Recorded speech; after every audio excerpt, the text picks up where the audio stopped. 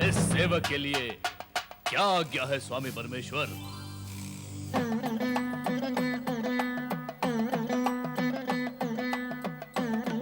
हे असुर, तुम भस्म से उत्पन्न हुए हो, इसलिए तुम्हारा नाम भस्मासुर हुआ। तुम हमारे लिए नित्य नवीन भस्म लाने के लिए उत्पन्न हुए। अवश्य स्वामी परमेश्वर, अवश्य। परंतु ये कार्य बहुत तुच्छ है। मुझे कोई बड़ा कार्य बताएं। पहले तुम ये तुच्छ कार्य सफलतापूर्वक करो, फिर हम तुम्हें उच्च और बड़ा कार्य भी बताएंगे। जैसी आपकी आज्ञा होगी मैं वैसा ही करूंगा। हे परमेश्वर, आपने मेरा नाम भस्मासुर रखा है, मुझे असुर कहकर भी पुकारा है, तो क्या मैं असुर हूं? जब हमारे मुख से तुम्हारे लिए असुर शब्द निकला है, तो यह निश्चित है कि तुम असुर ही हो। यदि तुम देव, दानव, मानव अथवा शिवगण होते तो हम तुम्हें उसी नाम से पुकारते। अतः तुम स्वयं को असुर ही समझो। अब जाओ, हमारे लिए भस्म लेकर आओ। जो आज्ञा महादेव।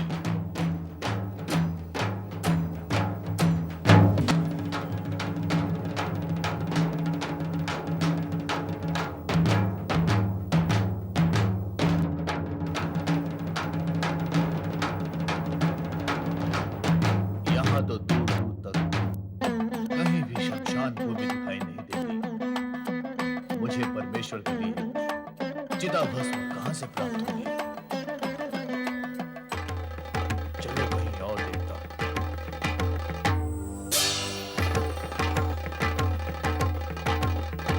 यहां भी कोई शमशान दिखाई नहीं देता। क्या करूं?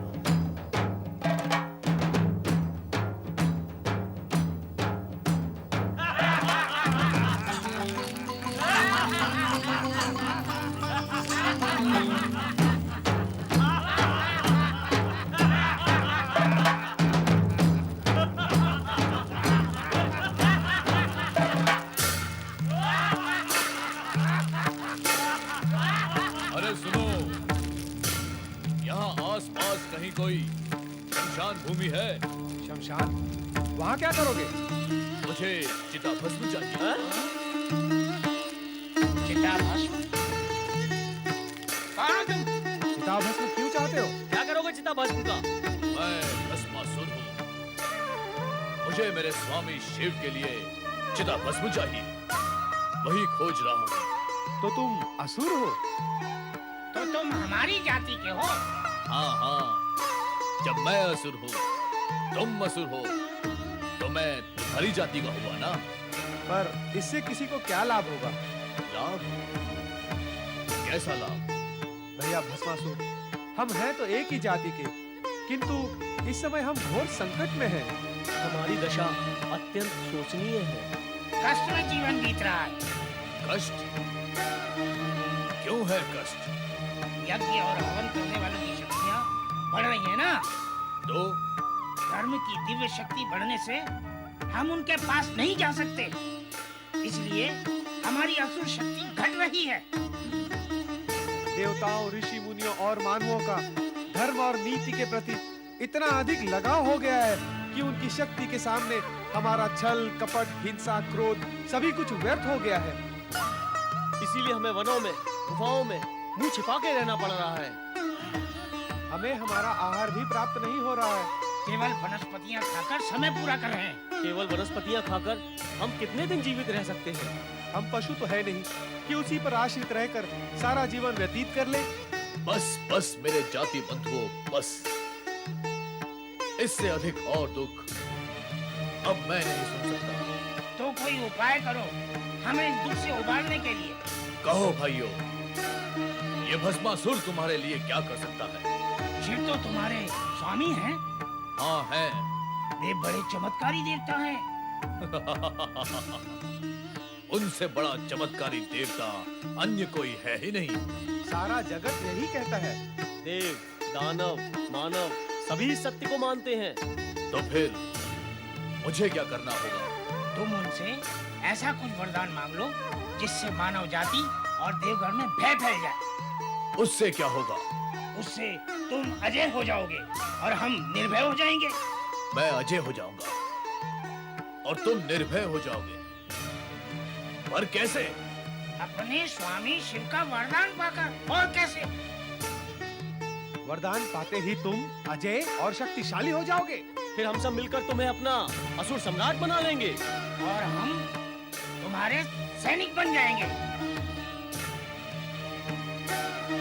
तुम मेरे सैनिक और मैं तुम्हारा सम्राट, अजय सम्राट। बनूंगा, अवश्य बनूंगा। मैं असुरों का सम्राट अवश्य बनूंगा। किंतु तब बन सकोगे जब अपने चमत्कारी देव स्वामी शिव से वरदान प्राप्त कर लोगे। हाँ, तभी बन सकोगे सम्राट। वो भी प्राप्त कर लूंगा। मैं अपने परमेश्वर शिव से वरदान अवश्य प्राप्त करूंगा।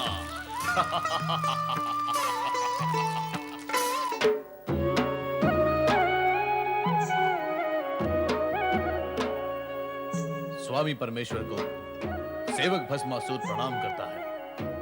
आओ भस्मासुर, भस्म ले आए। आज भस्म नहीं मिली स्वामी परमेश्वर। क्यों?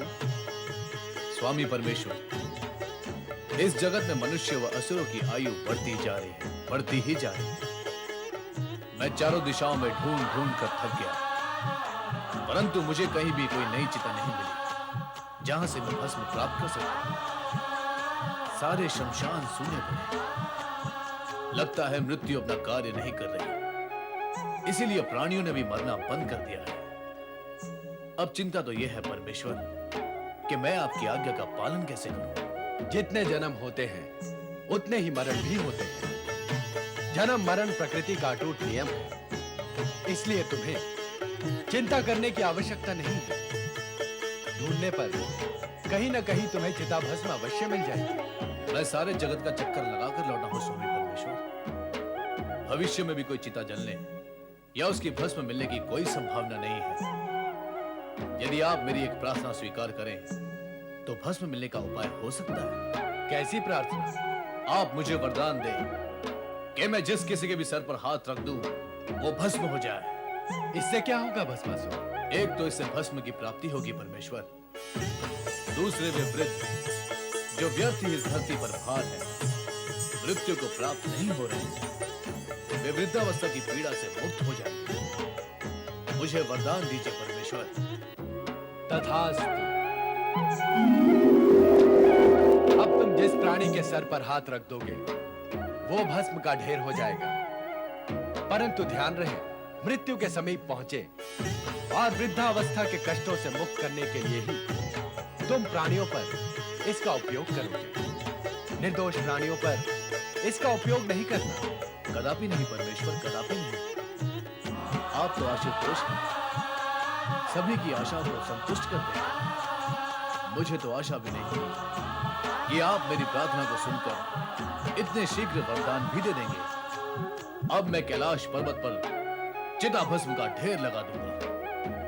आपकी जय हो परमेश्वर, आपकी जय हो।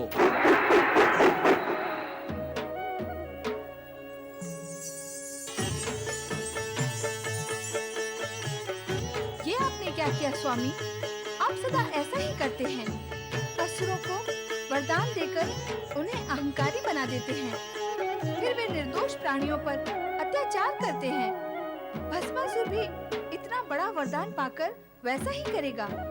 चिंता न करो देवी, भस्मासुर हमारा सेवक है, वो हमारे आज्ञा का उल्लंघन नहीं करेगा। सेवक होने के साथ साथ वो असुर भी तो है स्वामी। और असुर आज्ञा ही क्या, धर्म, नीति, न्याय, मर्यादा सभी का उल्लंघन कर देते हैं। भस्मासुर को इतना बड़ा वरदान देकर आपने अच्छा नहीं किया स्वामी।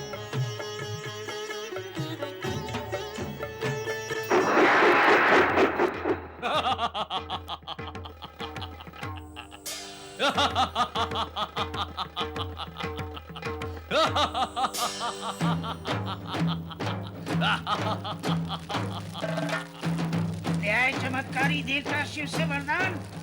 लेने गया था तो खाली हाथ क्यों लौटता?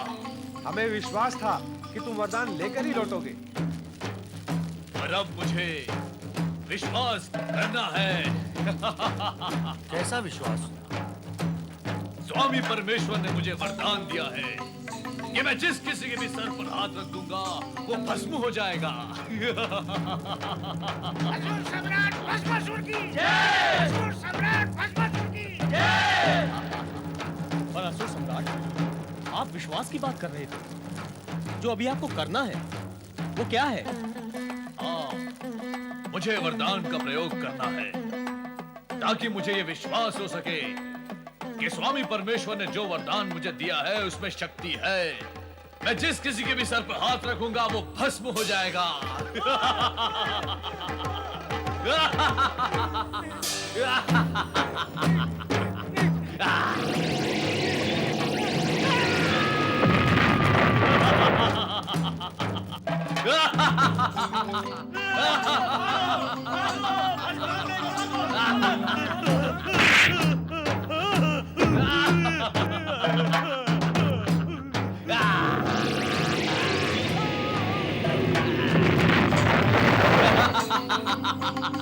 असुर सम्राट, ये आप क्या कर रहे हो? प्रयोग कर रहा हूँ। अरे प्रयोग कोई अपनों पर किया जाता है, प्रयोग तो दूसरों पर किया जाता है।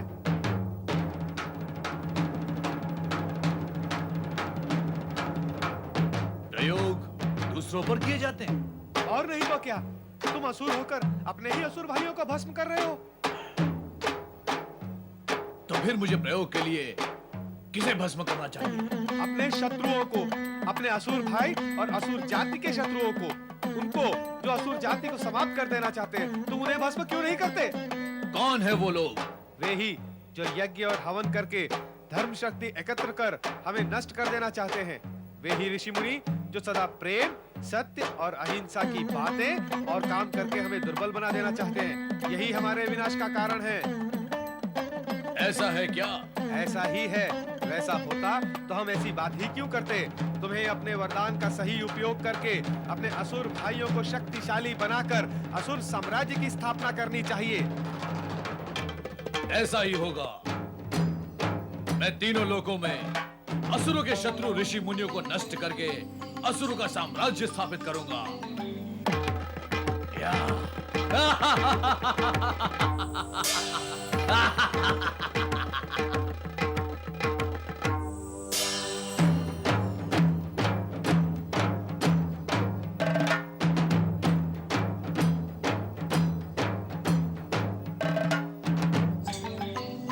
ओम इंद्राय स्वाहा, ओम इंद्राय स्वाहा, ओम इंद्राय स्वाहा, ओम अग्नये स्वाहा।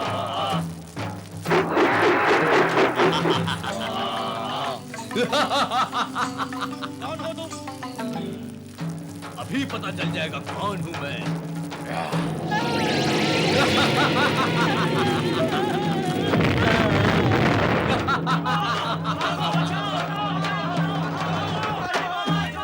सर्वाभरण भूषितायै स्वाहा, सर्वाभरण भूषितायै स्वाहा, सर्वाभरण भूषितायै स्वाहा, सर्वाभरण भूषितायै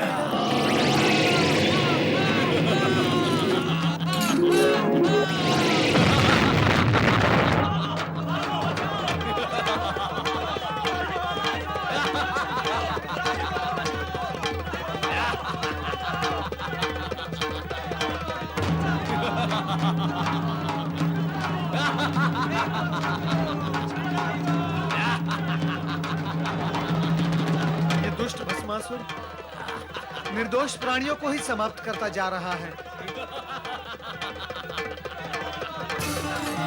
ये भी तो मुनि है, इसे भी भस्म करता हूँ। अरे ये क्या कर रहे हो भस्मासुर? मुझे भस्म करके तुम्हें क्या मिलेगा?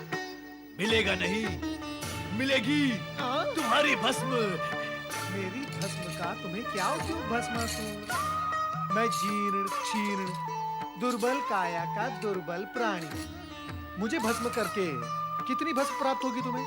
इतनी। सुनो, वही करते रहो जो कर रहे थे। क्या क्या करता रहूं? वही राक्षसों को भस्म करने का कार्य। मोटे मुटल्ले हट्टे कट्टे होते हैं ये राक्षस, उन्हें भस्म करो, चारों ओर भस्म ही भस्म हो जाएगी। हाँ। अरे नारद, क्या तू मुझे मूर्ख समझता है? नहीं नहीं, जब तक तुम्हारे सम्मुख खड़ा हूं तब तक तुम्हें मूर्ख कैसे समझ सकता हूं? नहीं, तू सामने खड़ा होकर ही मुझे मूर्ख समझ रहा है नारद। नहीं नहीं। इसीलिए तो राक्षसों को भस्म करने की कुमंत्रणा दे रहा है। अरे परंतु मैं तुम सब ऋषि, मुनि, देवगण, ब्रह्मा, विष्णु, इंद्र सभी को भस्म करके तीनों लोकों पर विजय प्राप्त करूंगा। परंतु उससे पूर्व मैं सर्वप्रथम तुझे ही भस्म कर अरे दूंगा। भस्मासुर, सर्वप्रथम त्रिलोक पर तो विजय प्राप्त कर लो, फिर नारायण नारायण।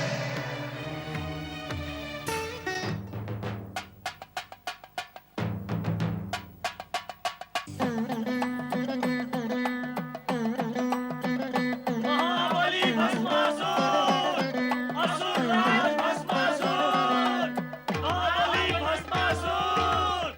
भले पधारे महाबली, भले पधारे भस्मासुर। हमारी व्यथा सुनो असुरराज, हमारी व्यथा सुनो।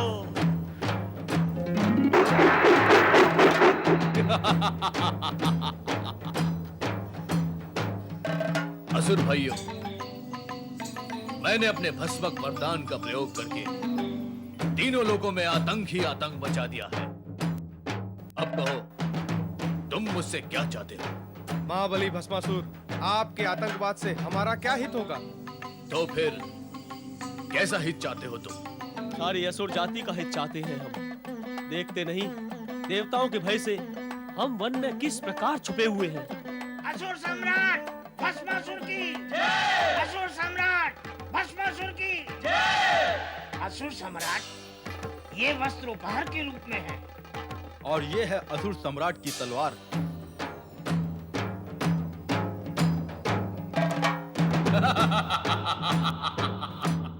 लगता है अब हमारा उद्धार निश्चित है।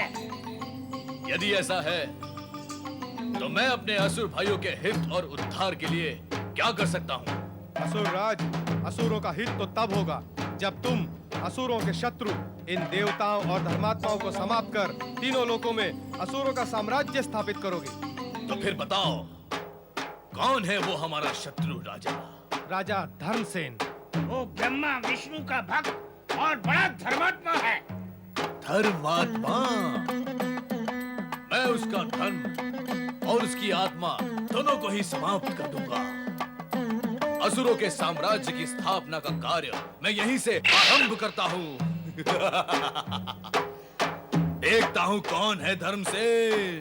प्रजावत्सल्य न्यायप्रिय महाराजा धर्मसेन की जय। प्रजावत्सल्य न्यायप्रिय महाराजा धर्मसेन की जय। प्रजावत्सल्य न्यायप्रिय महाराजा धर्मसेन की जय।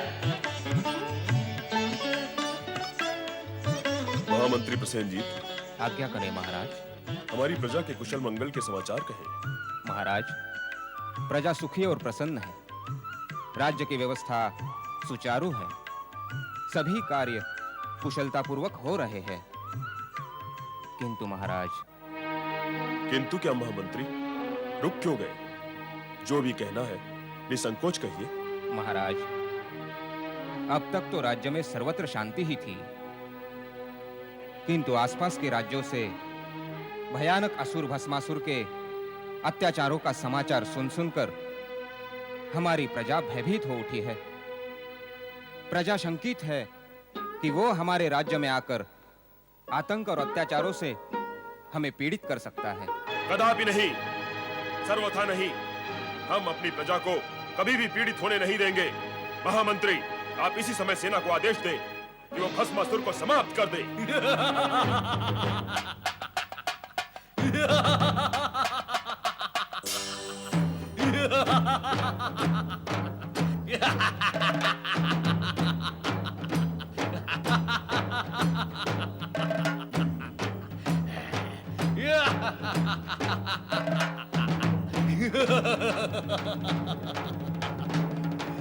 भस्मासुर को समाप्त करने का विचार हो रहा है। राजा धर्मसेन, क्या ये नहीं जानता कि अब तेरे समाप्त होने का समय समीप आ पहुंचा है? सेनापति, इस दुष्ट को समाप्त कर दो।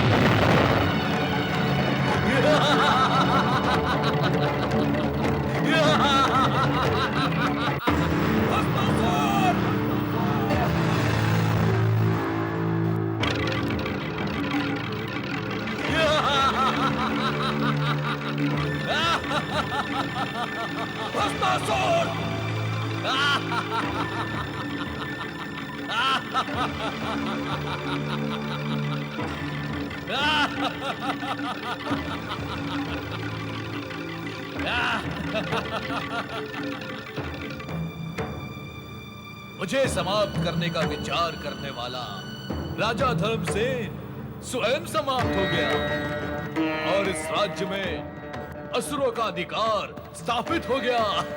भस्मासुर!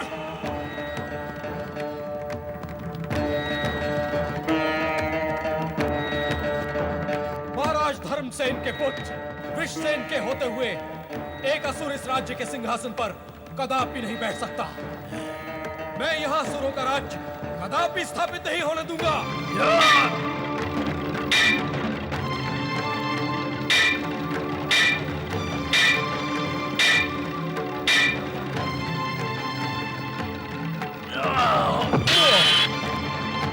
स्वामी, स्वामी ये बहुत भयानक दैत्य है। ये अपने वरदान से आपको एक भस्म कर सकता है, इसलिए यहाँ से भाग चले। इसी में हमारा हित है स्वामी।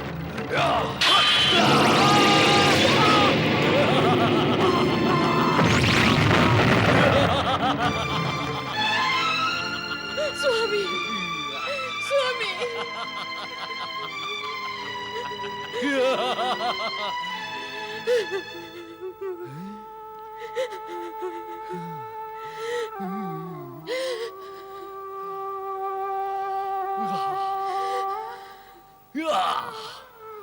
स्वामी, स्वामी, ये क्या हो गया स्वामी? ये क्या हो गया? मैं तो आपको सावधान करने आई थी, किंतु आप असावधान हो गए। इस दुष्ट का कुचक्र चल ही गया स्वामी। इसने आपके प्राण हर ही लिए। अब मैं आपके बिना कैसे जीवित रहूंगी? कैसे?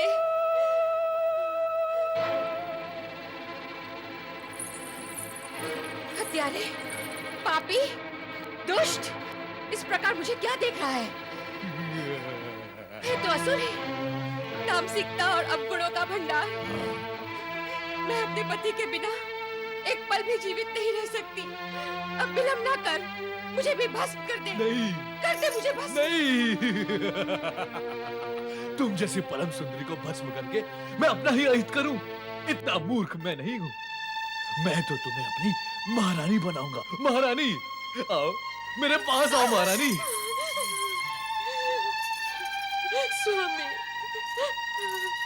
महाबली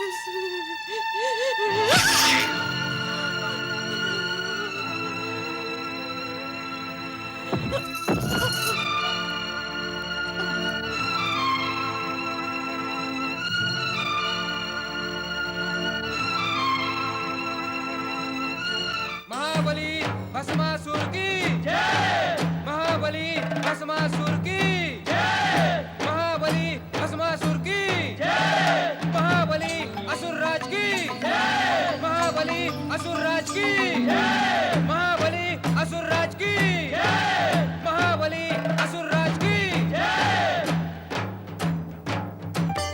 नारायण नारायण। परमपिता, भस्मासुर ने पृथ्वीलोक पर भयंकर उत्पात मचा रखा है। अहंकार के मद में उसके अत्याचार दिन प्रतिदिन बढ़ते ही जा रहे हैं। उसने तो स्वर्गलोक पर आक्रमण करके देवताओं को वहां से निष्कासित करने का निश्चय भी कर लिया है। यदि उसका यह निश्चय पूर्ण हो गया तो अनर्थ हो जाएगा परमपिता, अनर्थ हो जाएगा। उसे नष्ट करने का कोई आप उपाय करें। नष्ट तो उसे होना ही है नारद। विनाशकारी प्राणी अधिक समय तक तो पृथ्वी पर नहीं टिकता। दुविधा तो यह है कि उसे भगवान शिव शंकर का वरदान प्राप्त है, इसी से वो उन्मत्त हो गया है। वो दुष्ट ये भी नहीं जानता कि भगवान शिव ही उसकी विनाश लीला का आयोजन करेंगे। भगवान भोलेनाथ? वो कैसे? भस्मासुर के मन में नारी मोह जागृत हो चुका है। अतः भगवान शिव किसी सुंदर नारी द्वारा उसका अंत करवाएंगे। अब तुम जाओ नारद। नारायण नारायण नारायण नारायण नारायण। ये तो सारा जगत न जाने कब से सुन रहा है। लक्ष्मी लक्ष्मी तो तुम कभी बोलोगे नहीं। नारायण नारायण। माता, इससे पूर्व भी इस विषय पर चर्चा हो चुकी है और तब भी मैंने यही निवेदन किया था कि नारायण नाम में ही लक्ष्मी भी समाहित है। सो तो ठीक है, किंतु ये बताओ, तुम इतने समय तक थे कहाँ? त्रिदेव की लीलाओं को साकार रूप देने में व्यस्त था। अर्थात अब तुम्हारे प्रश्न समाप्त हुए हैं? नहीं नहीं माता, कदापि नहीं। प्रश्न तो प्रलय पर्यंत समाप्त नहीं होंगे। प्रश्न, सूचना एवं भक्ति, यही तो नारद का जीवन है। किंतु भस्मासुर के विषय में तुमने हमें कोई सूचना नहीं दी। सुना है कि पृथ्वी लोक पर निर्दोष प्राणियों को भस्म करने का जो भयंकर तांडव उसने मचा रखा है, उससे समस्त प्राणी पीड़ित है। सत्य सुना है आपने। किंतु ये सत्य तुमने नहीं सुना है नारद। सारे जगत की भली बुरी सूचनाएं देते रहते हो, फिर ये सूचना क्यों नहीं दी तुमने? माता, आपसे और भगवान श्री हरि विष्णु से इस जगत की कौन सी घटना छिपी हुई है? आप तो सर्वज्ञ हैं। अपनी दिव्य दृष्टि से आप जो चाहें, जब चाहें देख सकते हैं, जान सकते हैं। क्या श्री हरि विष्णु ने इस विषय में आपसे कुछ नहीं कहा? वे यहाँ होते तो कहते। वे अपने भक्तों की रक्षा करने पृथ्वीलोक गए हैं। भक्तों की रक्षा करने के लिए पृथ्वीलोक गए हैं? कौन से भक्तों की? भस्मासुर के अत्याचारों से मेरे देखते देखते कई निर्दोष प्राणी प्राणहीन हो गए, किंतु मैंने तो वहां श्रीहरि को किसी भक्त की रक्षा करते हुए नहीं देखा।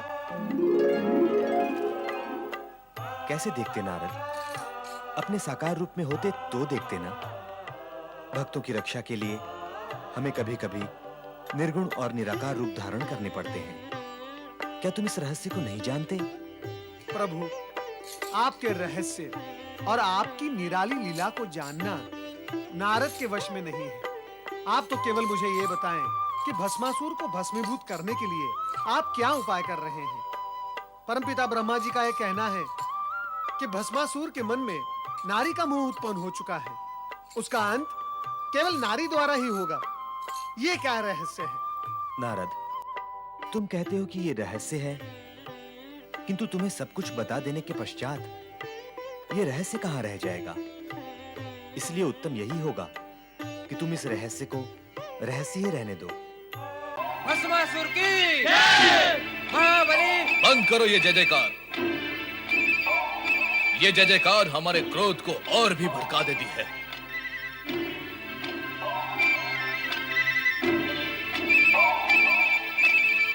नारी कितनी सुंदर, कोमलांगी, चंचल नैनों वाली, मधुर मुस्कान वाली, इसे तो प्राप्त करना चाहिए। अब मैं जगत की सबसे सुंदर नारी को अपनी महारानी बनाऊंगा और ये जितने भी देवता ऋषि मुनि हैं, इन सबको समाप्त कर दूंगा।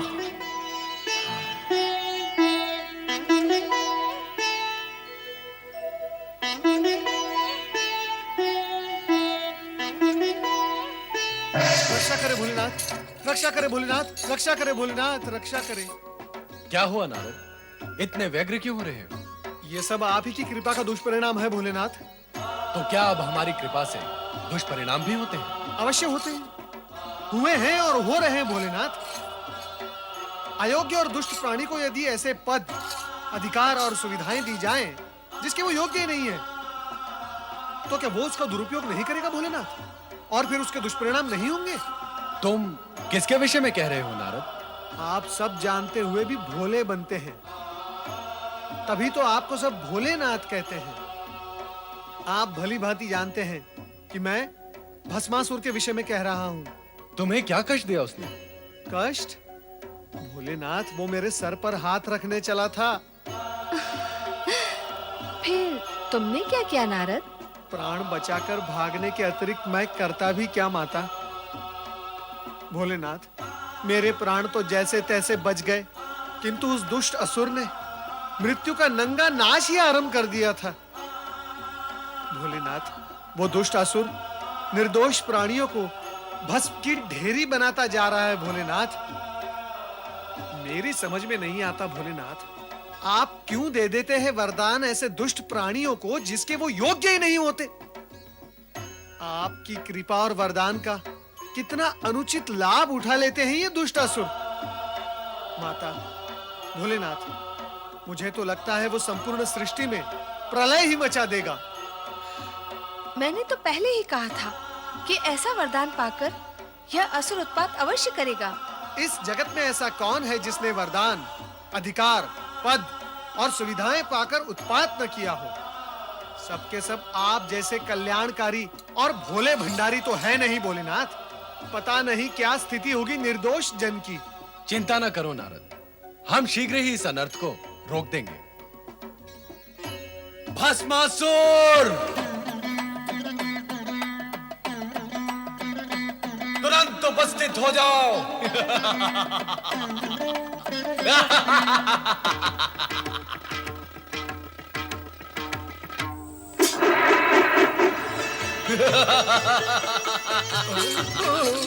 हे शिव शंकर, आपके दिए हुए वरदान का प्रयोग करके अत्यंत सुख की प्राप्ति हो रही है।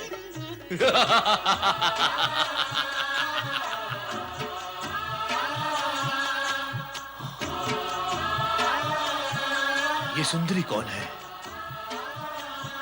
मुझे इस प्रकार क्रोध से न देखो सुंदरी। क्रोध में तो तुम और भी अधिक सुंदर दिखाई देती हो। मैं ये सोचता था कि मैं अपने शत्रुओं को समाप्त करने के पश्चात जब इस त्रिलोक का सम्राट बन जाऊंगा तो मेरी साम्राज्ञी कौन होगी?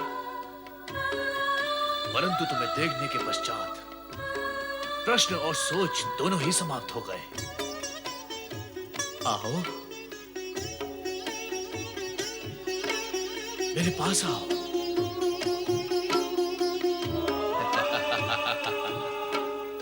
मैं इंद्र को भस्म करके तुम्हें स्वर्ग के सिंहासन पे बिठाऊंगा। दुष्ट भस्मासुर, पार्वती हमारी अर्धांगिनी है और तू हमारा सेवक। वो तुम्हारे माता समान है। इन पर कुदृष्टि डालने का परिणाम जानता है। हम तुम्हें इसी समय भस्म कर देंगे। भस्म करने का काम जब तुम करते थे वो युग गया भस्मधारी। अब भस्म करने का कार्य मैं करता हूं। मैं, इससे पहले कि तुम मुझे भस्म करो, मैं ही तुम्हें भस्म करके इस सुंदरी को अपना बना लेता हूं। वही रुक जा दुष्ट। प्रभु अपनी रक्षा करे, भाग जाए यहाँ से, भाग जाए प्रभु।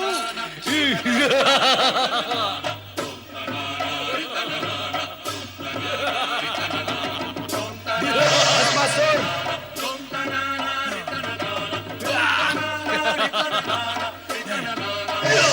भस्मासुर,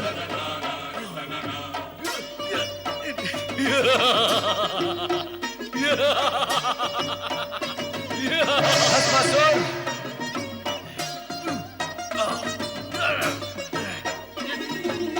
भस्मासुर,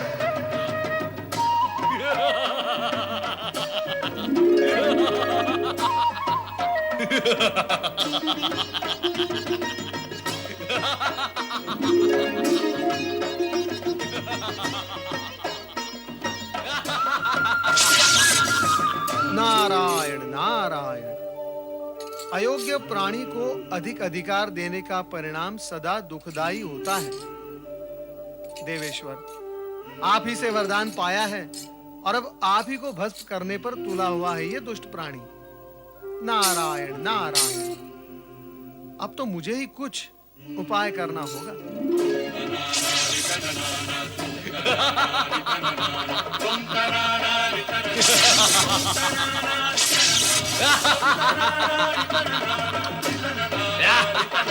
रक्षा करें प्रभु, श्री हरि प्रभु हमारी रक्षा करें। नारद, तुम पर क्या संकट आ पड़ा? नारद, आज तुम्हें रक्षा की आवश्यकता कैसे आन पड़ी? तुम तो संपूर्ण जगत की रक्षा की चिंता किया करते हो। माता, चिंता तो आज भी है, किंतु जगत की नहीं, जगत पिता की। अर्थात? श्री हरि, भस्मासुर को वरदान देकर भगवान भोलेनाथ स्वयं संकट में पड़ गए हैं। वो दुष्ट भस्मासुर भगवान भोलेनाथ के सिर पर हाथ रखकर उन्हें भस्म करना चाहता है। पर नारद, ये भी तो शिवलीला ही है। शिवलीला? श्री हरि, ये कैसी शिवलीला है जिससे प्राण संकट में पड़ जाए? नारद, शिव ऐसी ही लीला करते हैं कि जगत के सारे प्राणी इस सत्य को जान और मान ले कि अयोग्य प्राणी को अधिक अधिकार और वरदान देने से जगत को दुष्परिणाम भोगने पड़ते हैं। किंतु इस समय तो आप उन्हें दुष्परिणाम भोगने से बचाएं। स्वामी, आपने सदा ही शिव पार्वती को संकटों और बाधाओं से उबारा है। आप शीघ्र ही उनकी सहायता करें। वो तो करनी ही होगी।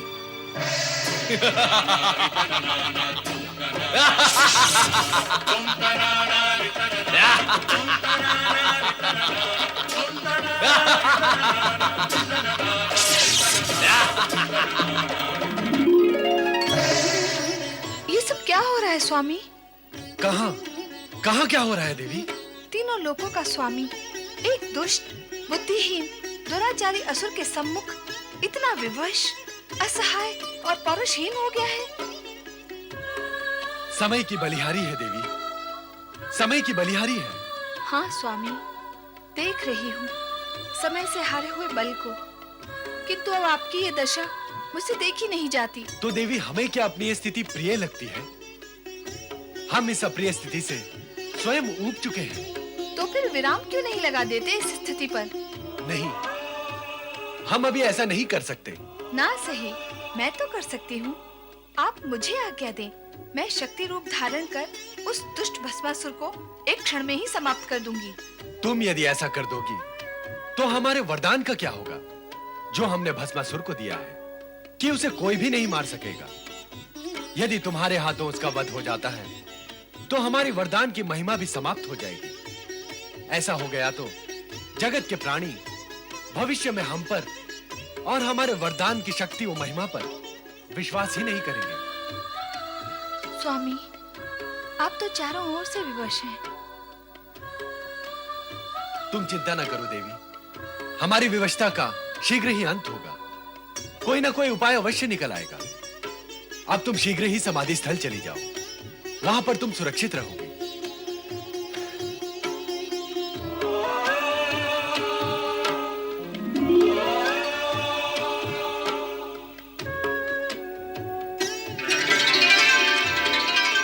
कहाँ है शिव शंकर?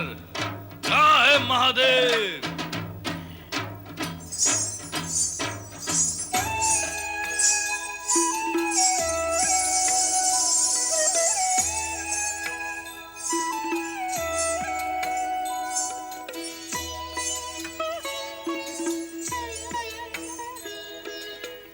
इधर देखो वरदायिनी भस्मासुर।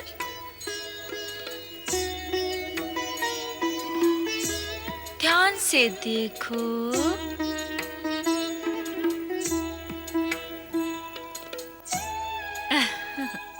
अंतर्दृष्टि से देखोगे तो मैं तुम्हें पार्वती से अधिक सुंदर दिखाई दूंगी। मैं त्रिभुवन मोहिनी हूँ।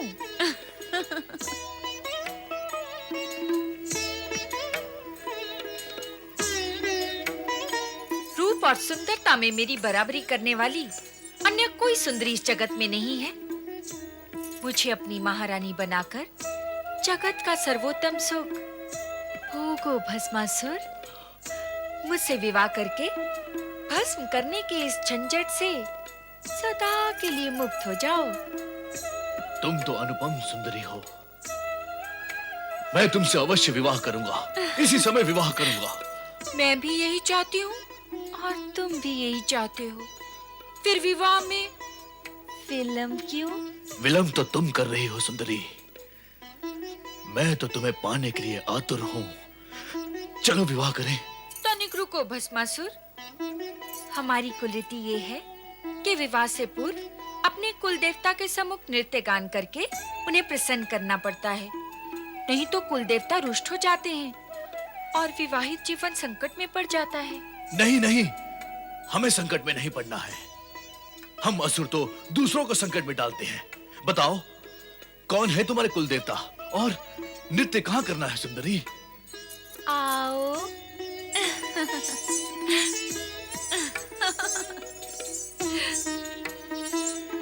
ये वट वृक्ष ही हमारे कुल देवता हैं। तुम मेरे होने वाले पति हो। हमारी कुल रीति के अनुसार कुल देवता को प्रसन्न करने के लिए तुम्हें उसी भांति नृत्य करना होगा जैसे कि मैं करूंगी। बोलो, करोगे ना? अरे तुम कहोगे तो नृत्य क्या, मैं कुकृत्य भी करूंगा। चलो शीघ्र नृत्य आरंभ करते हैं ताकि नृत्य करके हम शीघ्र विवाह कर सके। तो चलो नृत्य गान आरंभ करते हैं। गान? क्या हुआ, रुक क्यों गए? मैं नृत्य तो कर सकता हूँ परंतु गान नहीं गा सकता। क्यों? मेरा कंठ बेसुरा है। यदि मैंने बेसुरा गीत गाया तो मेरे जाति वाले असुर ये समझकर यहाँ पर आ जाएंगे कि मैं उन्हें पुकार रहा हूँ। नहीं, मैं गाना नहीं गा सकता। अभी अभी तो कह रहे थे कि कुकृत्य भी कर सकते हो। कुकृत्य करना तो हमारा कुल धर्म है सुंदरी, परंतु मैं गीत नहीं गा सकता। तो ठीक है, तुम केवल नृत्य करना, किंतु उसी भांति जैसे कि मैं करूं। वैसा ही करूंगा। चलो शीघ्र नृत्य आरंभ करते हैं ताकि हम शीघ्र विवाह कर सकें।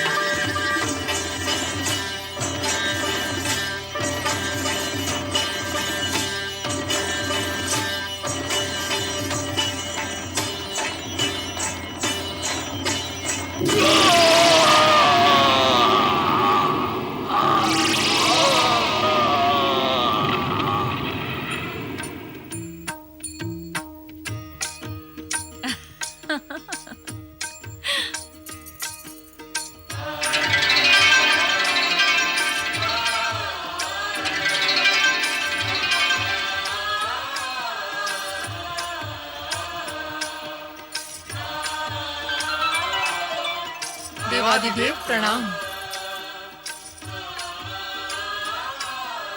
श्री हरि विष्णु, आपने हमारी भूल का परिमार्जन कर दिया।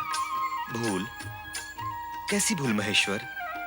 यदि आप भूल करने लगेंगे तो साधारण प्राणी की क्या गति होगी? और वैसे भी मैंने तो आप ही की इच्छा अनुसार अपने कर्तव्य का पालन ही किया है। श्री हरि, आपने तो अपने कर्तव्य का पालन किया है, पर अब तो भोलेनाथ को भी अपना कर्तव्य करना चाहिए। मेरा कर्तव्य क्या है देवी पार्वती? भविष्य में किसी को भी वरदान देने पर प्रतिबंध लगाना। समाप्त कर दें अब वरदान देने की परंपरा। यह कार्य अब ब्रह्मदेव व श्री हरि विष्णु को सौंप दें। नारायण नारायण। माता, जो दे वो देवता, और देवता देने का कार्य कैसे समाप्त कर सकते हैं? भगवान भोलेनाथ ना परंपरा त्यागेंगे, ना अपना उदार स्वभाव। वो तो भोले भंडारी हैं। अर्थात फिर से कोई को पात्र निर्दोष जन पर अत्याचार करने आएगा? नहीं नहीं माता, अब भगवान भोलेनाथ केवल सुपात्र को ही वरदान देंगे। सच्चे भक्तों को हानि भी तो नहीं होनी चाहिए। निश्चिंत रहो देवी पार्वती, अब तुम्हें कुछ कहने का अवसर नहीं मिलेगा। अब हम वरदान देने से पूर्व पात्र की परीक्षा लिया करेंगे। देवादिदेव महादेव की जय। पालन करता श्री हरि विष्णु की जय। भगवान भोलेनाथ की जय।